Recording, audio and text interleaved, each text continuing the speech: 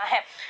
जीओएआईटी post code 817 से जुड़ी बड़ी अपडेट आज हम लेकर आए हैं, क्योंकि हिमाचल हाई कोर्ट ने जीओएआईटी पोस्ट कोड 817 का रिजल्ट ठीक 12 हफ्ते के भीतर घोषित करने के आदेश जारी कर दिए हैं सरकार को। सुप्रीम कोर्ट की ओर से जो फैसला सुनाया गया था उसे जल्द लागू किया जाए, ये आदेश हाई कोर्ट ने दिए हैं और इसी अवधि में यानी कि 12 हफ्ते के भीतर ही अब सरकार को रिजल्ट घोषित करना होगा, फिर चाहे कैसे भी करें।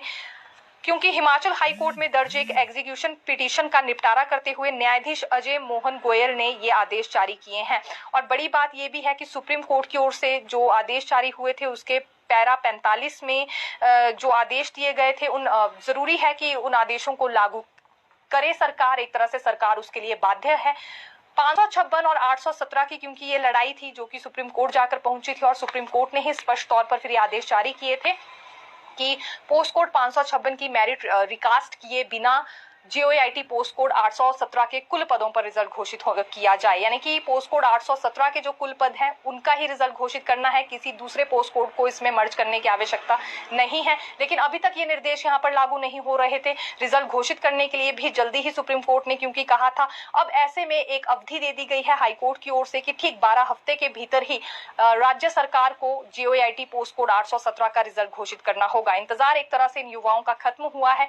12 हफ्ते से पहले कभी भी इनका रिजल्ट अब घोषित हो जाएगा। और जो लड़ाई इन्होंने लड़ी कि पोस्ट कोड 817 के पद है, तो जिन्होंने 817 की भर्ती में भागीदारी दिखाई है उनके लिए ही रिजल्ट घोषित होना चाहिए। तो बिल्कुल हूबहू वैसा ही डिसीजन क्योंकि इनके हक में आया था और अब ये डिसीजन यहाँ पर लागू भी होने जा रहा है।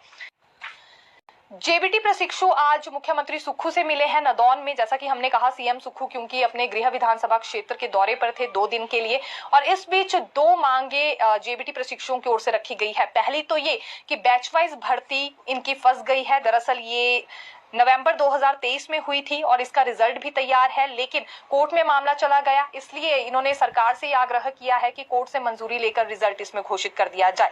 दूसरी बात इन्होंने कमीशन के आधार पर भी कही है कि नवंबर 2022 में 467 पोस्टों के लिए आवेदन दिए गए थे, इसका अभी तक कुछ पता नहीं है। उसके बाद क्या हुआ, कब तक प्रक्रिया शुरू होगी, कमीशन वाइज भी जल्दी पदों को भरा जाए। बैच वाइज आधार पर भी जो रिजल्ट रुका हुआ है नवंबर 2023 का, ये भी जल्दी घोषित होना चाहिए क्योंकि 10 से 12 सालों बाद अब इन बैच वाइज आधार वाले अभ्यर्थियों को भर्ती में शामिल होने का मौका मिला था। ऐसे में रिजल्ट भी तैयार है तो केवल घोषित करना बाकी है। कोर्ट से मंजूरी सरकार ले इस पर यह आग्रह इन्होंने किया है। हालांकि अभी देखा जा सकता है सबसे ज्यादा जो पद खाली हैं सरकारी स्कूलों में वो जेबीटी के ही हैं और कारण यही है कि बार बार चाहे बैच वाइज आधार की भर्ती की बात करें या फिर कमीशन आधार भर्ती की बात करें तो मामला कोर्ट में पहुंच जाता है, जिस वजह से अभ्यर्थियों को इंतजार करना पड़ता है और वहां दूसरी ओर सरकारी स्कूलों में पद खाली रह जाते हैं। शास्त्री भर्ती भी काफी परेशान है। अभी जो अधिसूचना जारी की गई थी इनके भर्ती नियमों को लेकर, उससे ये आहत है। इनका कहना है कि जबरदस्ती सरकार इसमें टीजीटी नियमों को थोप रही है, ये इनके साथ अन्याय है। दूसरी बड़ी बात इन्होंने ये कही कि जो बीए और एमए संस्कृत वालों को भी शास्त्री पद के लिए पात्रता दी जा रही है, ये भी इनके साथ न्याय संगत नहीं है। ये विरोध करते हैं इसका और सड़कों पर भी उतरेंगे। जो भर्ती नियम जारी किए गए हैं उसमें जल्दी संशोधन होना चाहिए, पुराने नियम रखे जाए, नए नियमों से ये बिल्कुल भी संतुष्ट नहीं है। हालांकि एक जानकारी इनकी ओर से और दी गई है क्योंकि ये भी लगातार सरकार से मांग उठा रहे हैं। आज इन्होंने प्रारंभिक शिक्षा विभाग के उपनिदेशक को भी ज्ञापन सौंपा है अलग अलग जिलों में। जिला बिलासपुर से भी अपडेट सामने आई है, हमीरपुर में भी, और इनका ये कहना है कि जल्दी अगर संशोधन नहीं होता है तो सड़कों पर भी उतरेंगे। और दूसरी बड़ी बात ये है कि कहाँ तो इन्हें लगभग 35 विषय पढ़ने पड़े हैं पूरे 5 साल में, तब जाकर इन्हें शास्त्री बनने का